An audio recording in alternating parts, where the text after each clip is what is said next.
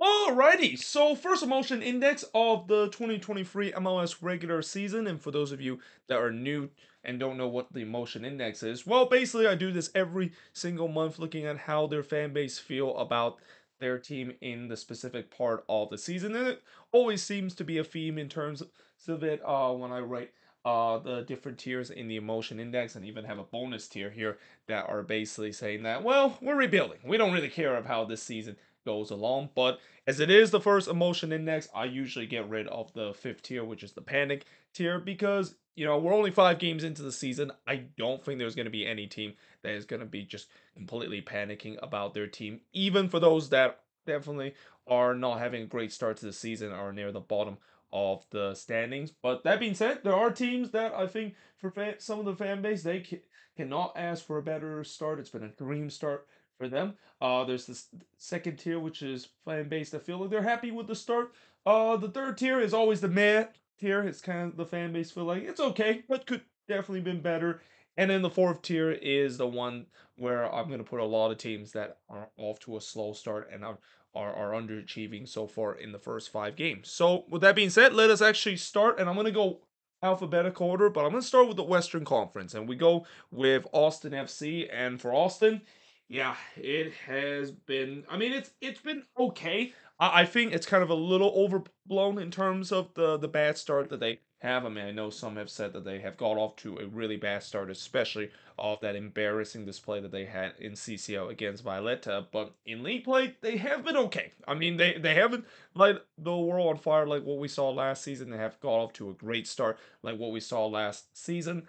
But yeah, it's been an okay kind of start for them. I mean, the 1-1 draw against the Colorado Rapids at home in a game where they were outplayed at home by the Rapids is not going to give a lot of Austin fans hope. The fact that it's been a great start for this, but hey, at least they have won some games, so that's definitely a bonus. Well, actually, I think they only have won one game so far to the season, but yeah, it's been a slow start for Austin, and a lot of that has to do with the fact that they have no defense whatsoever, and also on the attacking end, most of those key contributor have not really contributed. Guys like Rigoni supposed to have a breakout year, doesn't have that. Guys like Jarzi Zardes once again getting off to a slow start with a new club, and even Dreyusi, even though his assist number is good, his goal scoring number has definitely been down, and he's been off to a slow start in terms of that part.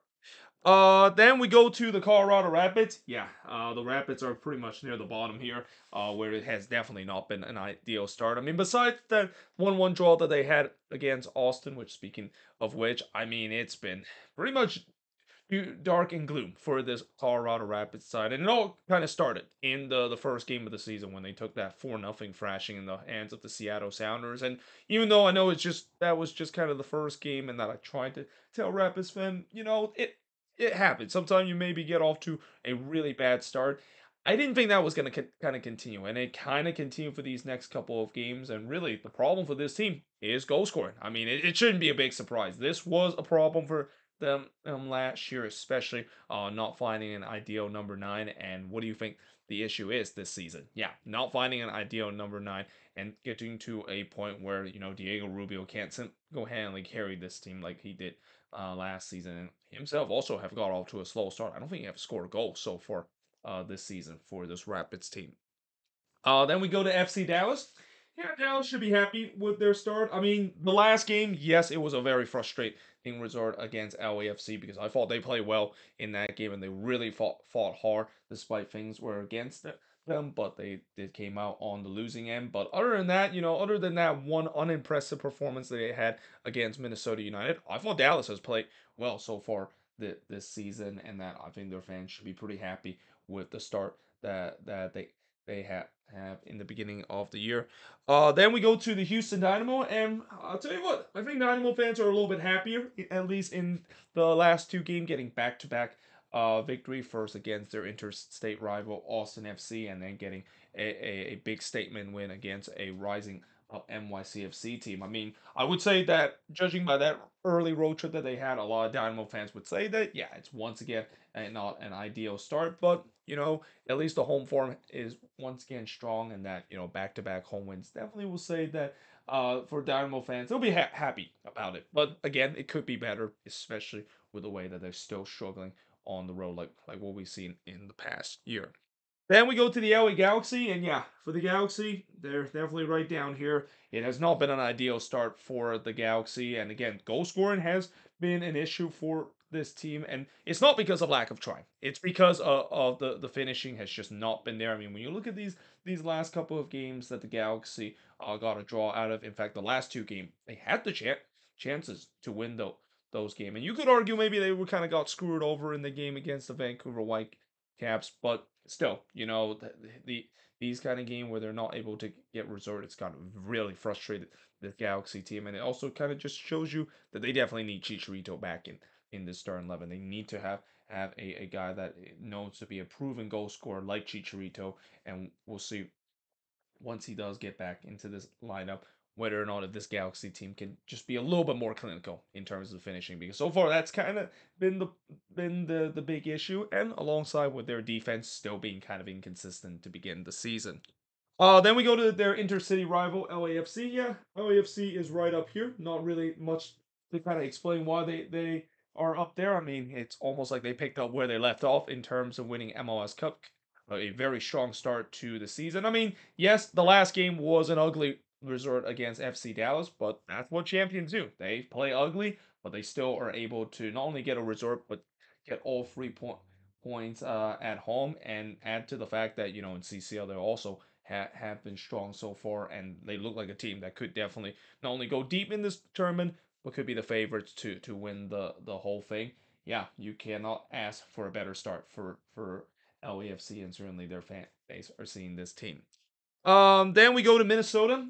I think for Minnesota, they're gonna be right here where I have been happy with the start. I mean, it could be better. In fact, I probably could have put them a little bit lower with me saying that it could be better, especially in the last game where they should have got all 3 points in that game against the Vancouver Whitecaps, letting one slip away late in. But overall, considering the fact that they have no Reynoso and the fact that they're sitting, I believe, right now in fourth place in the Western Conference through the four games, and keep in mind they do have a game in hand for most of the team because they were one of the five teams that had a bye week as part of the bye week sweepstake that each of these team would win in one of those weeks. So yeah, I think so far with how at times this team has been short-handed, especially last week, I think you can't ask for a better start for this team with 8 points in their first 5 games, and especially with the way that it's been kind of unexpected that they have been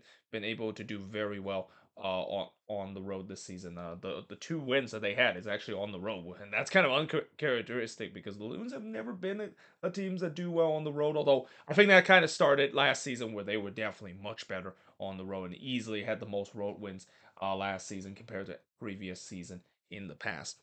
Then we go to the Portland Timbers. Yeah, the Timbers is going to be right here alongside Colorado, the Galaxy, and so forth. I mean, it's just not been a great start whatsoever. I mean, besides that one game that they had, which they got the opening thing, the season opener or the home opener where they won against Sporting KC.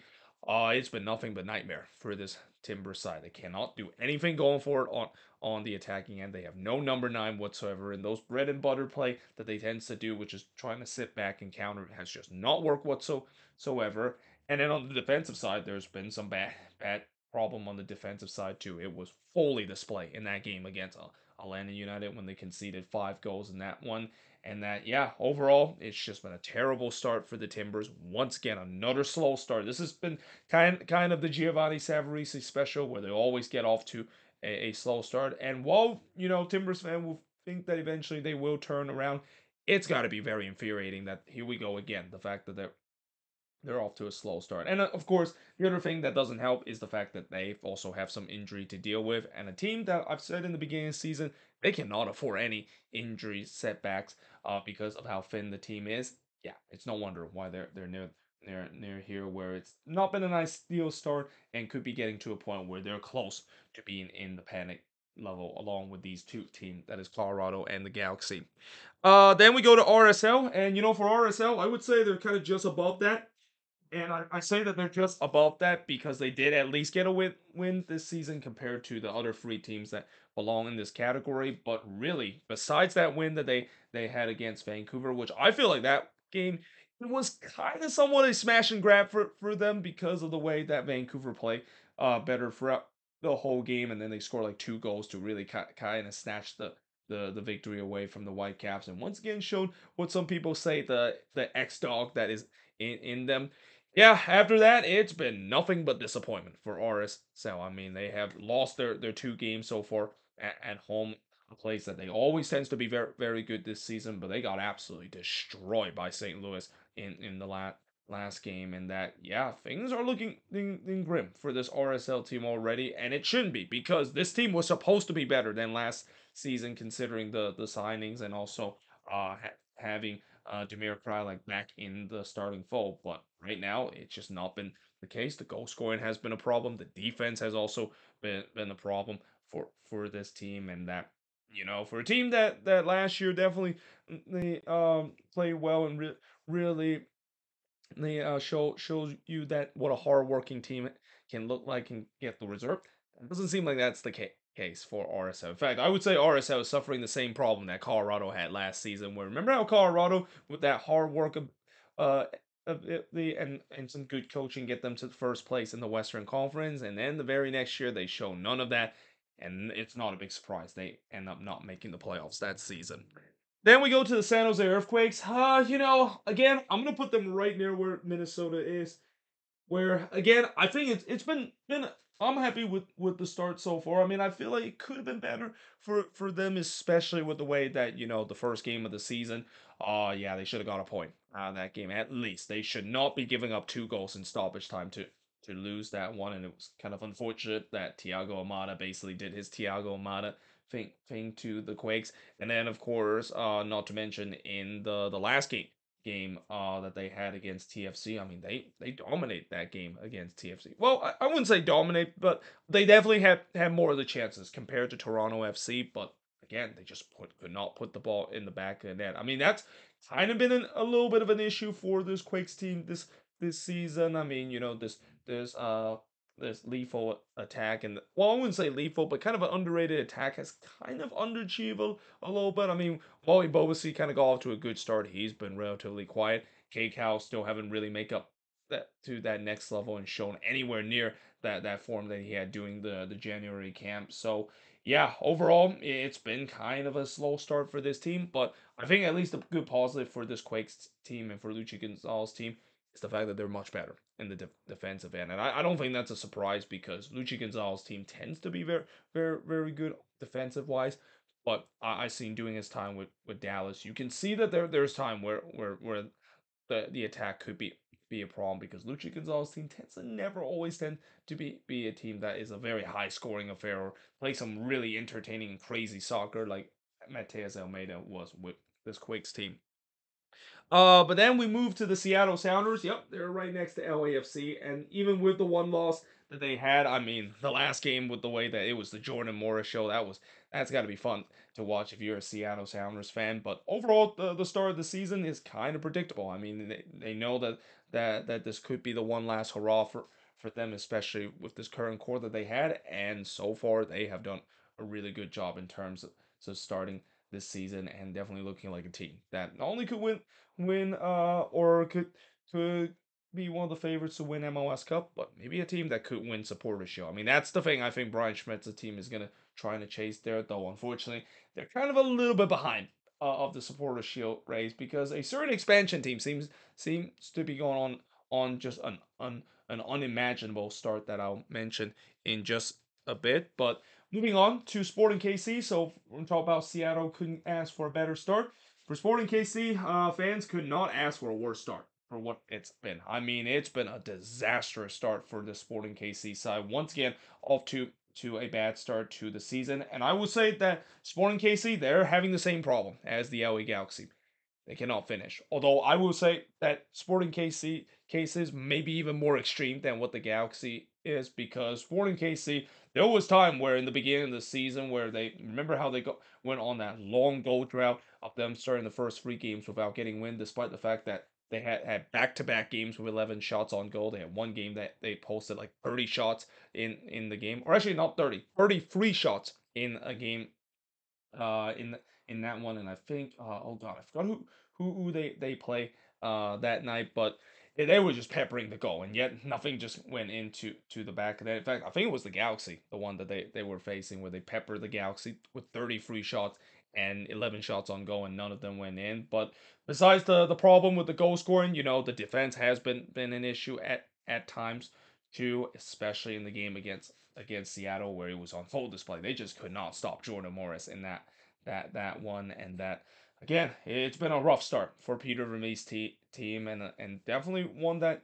they were not expecting. Consider how well they finished in the second half of the season. You thought that they would carry that momentum into the first half of this season, and instead it's been kind of like the carbon copy of last season, where they get off to a really slow start. And unfortunately, they can't use the injuries as the excuse in this one. This team just simply not a good, team. Well, I would say it's kind of half not a good team, and just also they've been riddled with so much bad luck in them in terms of in front of goal.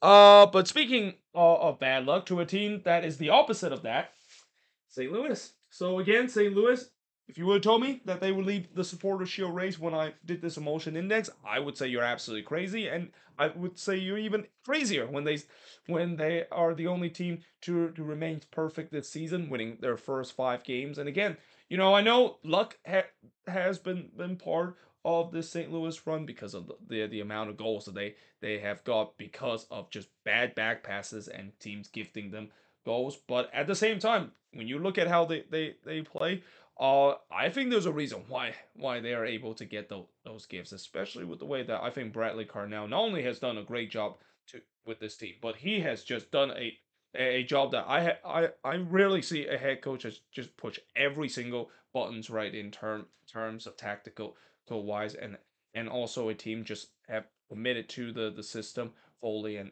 have had so much success like what St. Louis has had. Now, obviously, whether or not is that going to eventually taper off?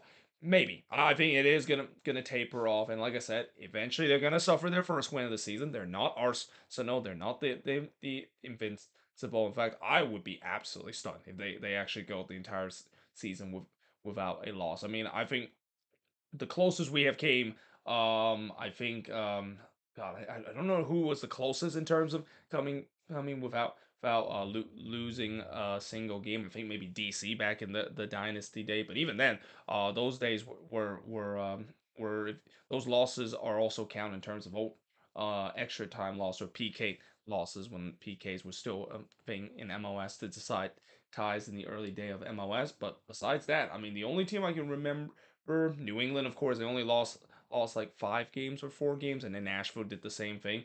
Yeah, eventually they are going to lose their first game, and eventually they are going to suffer a bit of a step backs, but there's no doubt that they're on pace in terms of breaking the record for the most points in an expansion season. And again, as I said before, barring any catastrophic collapse that this team has, I think this team is already set up in terms of potentially making the playoffs. Remember, you only need to be the top 9 team. Like I feel like this season, probably 45 or 50 points is going to get you into to the last spot. I think even 45 is going to be enough. And with the way that St. Louis has already have 15, and they just need 30 points in their remaining 29 games. I mean, they just need more, just not have less than 1 point per game for the rest of the season. I mean, I would say that even if they draw the rest of the game, they probably still could make the playoffs. That's just how good the St. Louis team has had, and we know that's not going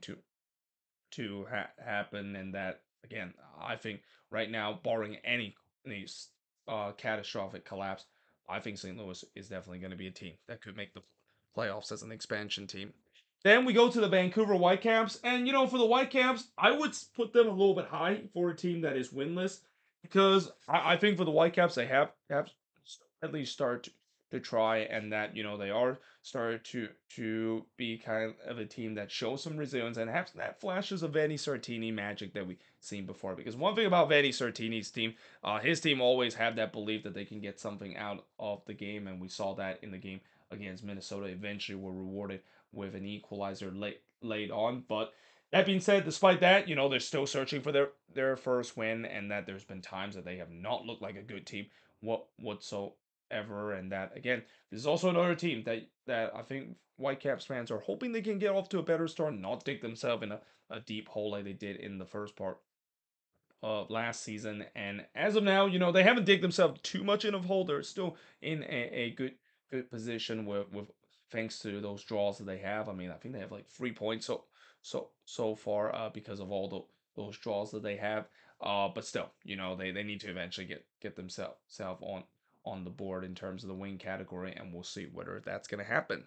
Then we go to the Eastern Conference and start alphabetical order with the Eastern Conference with Atlanta United. Yeah, I think for Atlanta, they're going to be right here. And I know the 6-1 loss against Columbus, that one definitely is a painful loss for Atlanta in a way that, it's almost as if it was kind of unavoidable, especially with the way that game just kind of signified Atlanta does not have a lot of depth, and if they do miss some of their key guys, this team basically crumble, and maybe that could be a concern too, because again, if this team goes through an injury crisis again, this team maybe could suffer the same fate that they had last season. But as of now, if they have their strongest team, this team is definitely back. I think they are definitely back to the Atlanta United the golden era for this teams in their early franchise with Tata Martino. I mean, heck, they even have a potential Miguel Almiron kind of star player in Thiago Almada, just going absolutely ham in the start of the season, and that once he is back in this team, I have no doubt Atlanta is going to not look like the team that lost 6-1 against the Columbus Crew. I mean, it's still a great start for this team, even with that result. I think they'll just say that was just kind of an outlier because of the way that they were very short-handed coming into that game. But that being said, moving on to Charlotte. Yeah, I think for sure that it has not been an ideal start. And again, yes, they have got that much needed win against Orlando City. But other than that, I mean, it's just been a very, very slow start for the Charlotte team. And especially, again, a season where you expect that they were maybe going to make the jump that Austin did in their second season. It just have not been the case. In fact, it feels like they're going backwards in terms of what they have. And again, some of their most expensive signing in Enzo Capetti. He has at least got 2 goals in the first 5 games, but for a guy with the statue of him, you would expect him to at least score more goals, and I feel like that's going to continue. But the other issue that this team has is defense. I mean, the defense is not very good, and that in general they look like a team that what we were expecting from last season, which is a team that just going to really stink it up in the Eastern Conference because they don't have a lot of quality player, and it's kind of weird the fact that now that they seems to have that quality player, and yet they're not really producing like the way that they did last season. In other words, I would say Charlotte is suffering from a classic example of a sophomore slump. Like a lot of these players that maybe kind of overperform a little bit in the first season, and now we're seeing the real reality, and that maybe they're not as good as what we thought that they could be heading into the second season, or maybe it's just because it's a slow start for them. I mean, again, for Charlotte fans, I think prior to that Orlando City game, if they would have lost that game, I think there would have been full blown panic because of the way that this was supposed to be a season where, I wouldn't say they're necessarily need to look like Austin heading into their second year, make an incredible jump, but at least make a jump to a point where they are going to be competing for playoff position. And when I look at this team, I just don't see how this team is going to be a playoff contender. And this is, mind you, the fact that we will have 9 teams making the playoffs this season. Then we go to the Chicago Fire. So for Chicago, I mean, the last win against Miami definitely kind of upped them a little bit in the emotion index, where the fans are at least a little bit more happy the fact that the Fire finally getting their first win of the season after just getting off to an absolute disastrous start, which I think that pretty much is something that everyone could have predicted. And also in those disastrous start, they did some of the most Chicago Fire things, blown leads at home, blown or not double digit, but multiple goal lead in those home games, and then of course playing a very Chicago Fire esque kind of road game, a game where they either blow multiple goal leads, or the fact that they play well enough, but still they get outdone because of some boneheaded play that they made. And yeah, I mean, it in general, it's been kind of a very Chicago Fire-esque kind of season. If you minus the last resort against Inter Miami, and again, we'll see whether that win can really power them, because again, I think a lot of Fire fans were kind of surprised that they were able to win that one. Like, judging by how they have been playing for the past 5 games, and really for the past decade, I did not expect the Chicago Fire to blow a multiple goal lead and yet still somehow score a stoppage time winner to win that game. But moving on to Columbus. For Columbus, I would say they're kind of right here in the middle, where I think that it's okay, but it could definitely be better, and they're kind of placed right where I put Houston there, because like Houston, they're a team that have done well at home. I mean, we saw it with that result against Atlanta. They absolutely blown Atlanta to pieces, albeit it was a very shorthanded Atlanta United side, and they pretty much beat an Atlanta side that was probably playing their B or even their C squad, but still. So is Columbus, and yet Columbus, I think one of the good thing about Columbus, and we saw this before, is that they do have some good depth, especially from a lot of those guys coming from their Crew Two team. I mean, after all, Crew Two did win MLS Next Pro. For those that don't know who won MLS Next Pro last season, and it just shows you why they won MLS Next Pro last season, because there are definitely guys on that team that are easily they could be good MLS caliber kind of players, and that they really absolutely light it up in MLS Next Pro. So yeah, it does create a very good problem for Wilfred Nancy to have, the fact that he has so many good option on the depth chart, that maybe this would be a good thing. But again, the bad thing about Columbus this season is that they really struggle on the road, and it's kind of weird, because as good as this team has played at home, I never understand why they haven't done well on the road. I mean, part of that has to do with Cucho Hernandez being injured, and that's really kind of put a little bit of a disappointment in terms of the attack. I mean, besides that 6 goal gallop, they have had times where they have struggled to score goals, but yeah, we'll see whether or not if they can fix their role form, because if they want to be a team that could finish near the top part of the Eastern Conference.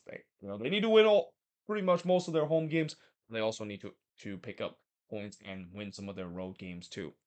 Then we go to FC Cincinnati. Yeah, Cincinnati is gonna be right up here.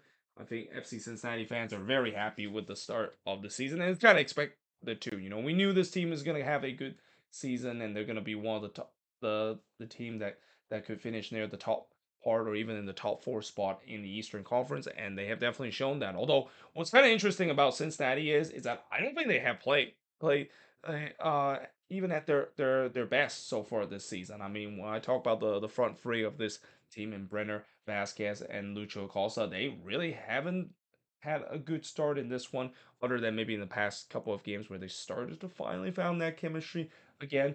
But what I've been very impressed with FC Cincinnati this season has been the defense. The defense have definitely been much better this year, and that again, this is why where if this team can win games, even when their attack is not clicking on all cylinder.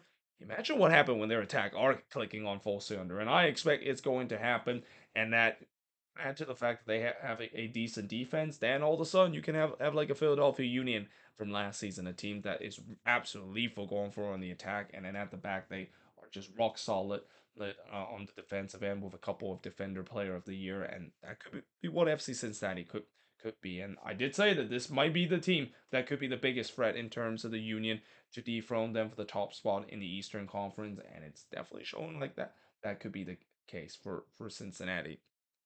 But then moving to DC United, I mean, for DC again, it's kind of what I expected so far this season. It's been inconsistency has really kind of plagued them to a point where they have. There's been times where they have looked good, and then there's time where they look bad. And unfortunately, with those inconsistency, they also have not picked up a lot of points. And I think that's just going to be kind of the case for the rest of the season. But I think the other thing that is not inconsistent, but really just consistently bad, is the defense. My oh my, that back line is not good whatsoever. They have already conceded the most goals throughout the first 5 games, with and becoming the first team to concede double-digit goals. And yeah, they got to stop leaking goals in terms of it, because as much as the attack has been really good, and especially it has to be great to see that guy, their main man Benteke is really like, been on fire in these first part of the season. Well, I wouldn't say on fire. Maybe that's an overstretch. I would say he's been off to a great start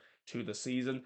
But yeah, they need to fix their issue in the back and need to stop leaking goals, because with that being an issue, when you leak goals like that, most of the time those are not going to be really good team, even if you have a sustainable attack like what DC has shown in the beginning of this season. Then we go to Inter Miami. Yeah, for Miami, they are back down here, and it's hard to believe a two-win team is down here. But my goodness, if this was maybe when I did it back in week number 2, I would say Miami would be like right up there, and Inter Miami fans would be over the moon because of how good the start the season has been. But then the next free game happened. Yeah, the next free game has been brutal. I mean, the game against NYCFC, that was kind of frustrating, because they didn't even uh they didn't even concede a goal that an NYCFC player scored. They literally scored an own goal that was the difference in that game. And then the game against Toronto FC, a team that they tend to do very well both at home on the road, they lost that one against a shorthanded TFC team, and then against the Chicago Fire team. I mean, I think that loss against the Fire was probably the most frustrating and probably the most infuriating result, because here you were playing against a team that has a knack of conceding in goals, and you even did what or follow the script of the fact that the Fire blow a multiple goal lead, and they still lost that that game. Inter Miami and unable to come back. I mean, again, I've said this before, where the fact that I feel like the Gregory injury has really like harmed this team, with the way that their defense, like what I say about DC, it has not been great whatsoever, and I think a lot of that is due to the fact that Gregory absent there. Like, he does bring a lot and bring some stability to this Inter Miami team, and without him, that back line is just getting completely exposed, and teams are basically exposing them that because of it. Then we go to Montreal.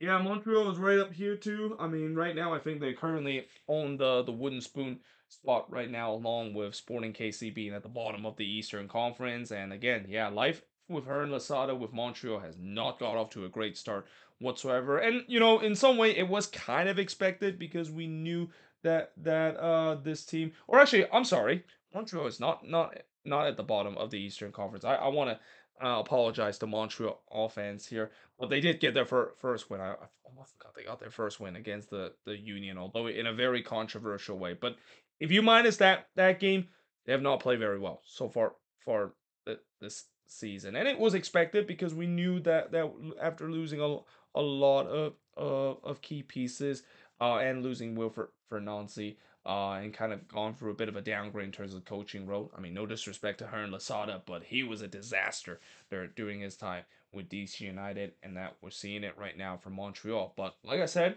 hopefully that win that they had at home against the Union can spark their season, and especially they were also the team that won the bye week sweepstake. They get an extra week to prepare in the next game, and I'm gonna be interesting to see how Montreal will play heading into the next game after getting that bye week and finally getting their first win of the season. And actually, because of that, I'm actually gonna put them a little higher. I almost forgot about the resort that they had against the Union, where they got a much needed win. Then we go to Nashville. So for Nashville, I think they're starting to slip down a little bit, because after a great start to the season, and are near the top part of the standings, they've suffered back-to-back 1-0 losses, and that again, no, this is going to be an issue for this Nashville team going forward on the attacking end. And while in the first couple of games they definitely have done well on the attacking end, yeah, it's just not been the case in the last two game. And also, I would like to say that remember how I talked about Sebastian Driussi kind of getting off to a slow start.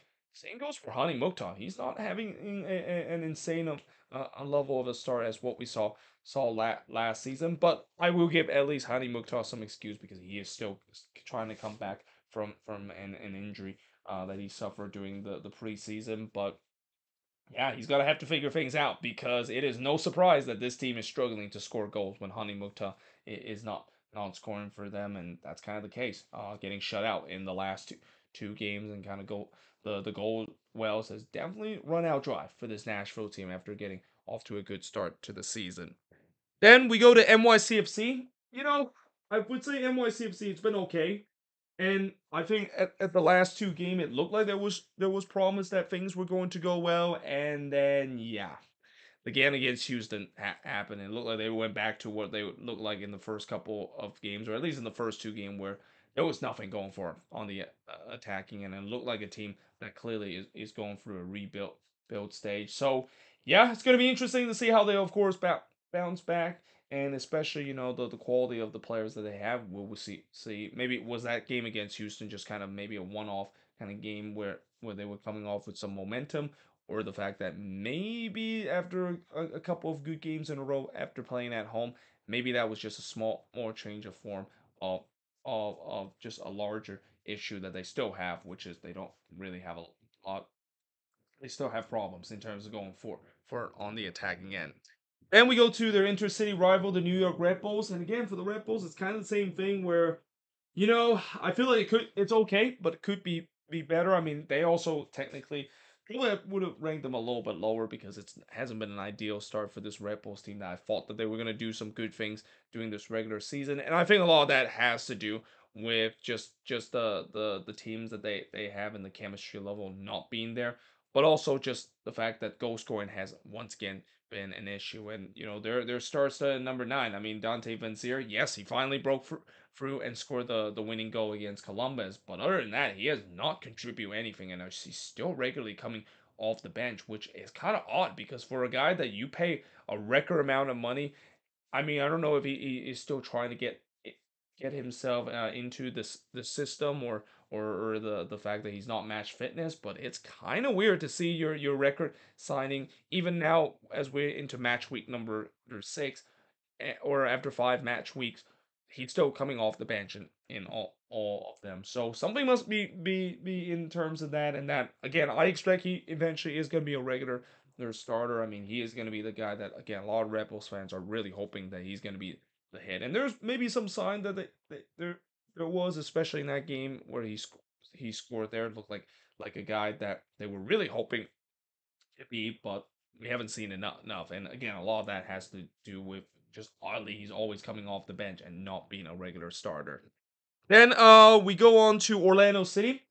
Yeah, I think for Orlando, they're going to be very happy with this start. I mean, especially with the way that I mean, minus that performance that they had against Charlotte, which they did not play well whatsoever. It's been a great start for Orlando City. I mean, yes, they when you look at how Orlando has played, they still have not looked like the team that we thought that could be a very fun and very good attacking team, like what we thought that an Oscar Pereira team could be back in the 2020 COVID shortened season.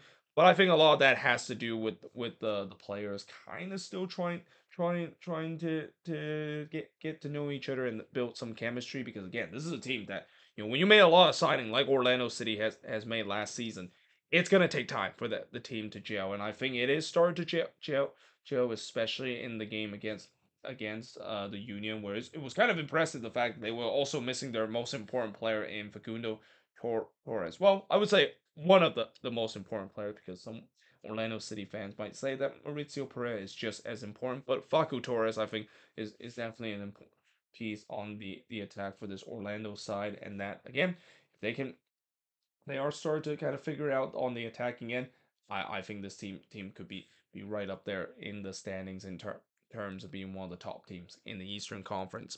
Then we go to the Philadelphia Union, and the Union, it's really tough to judge the Union because I'm gonna put them straight up in the middle, and in some way I probably should have put a special category in terms of just CCL team not doing very well in the league, and or I should say maybe not do very well in the league because of fully committing to CONCACAF Champions League. And the Union basically is a prime example of that. We've seen this before, where teams are really committed to CCL and they struggle playing in the league, and that's kind of the thing that the Philadelphia Union, unfortunately, are dealing with. And they hope that if they do go on a deep CCL run, eventually they will find a way to overcome this slow start, which is not always a guarantee. In fact, most of the time it's definitely not a guarantee with the way teams are able to get or with teams just completely fall off the map and don't have that strength to make a comeback to make up for those lost points that they had because they have to punt it away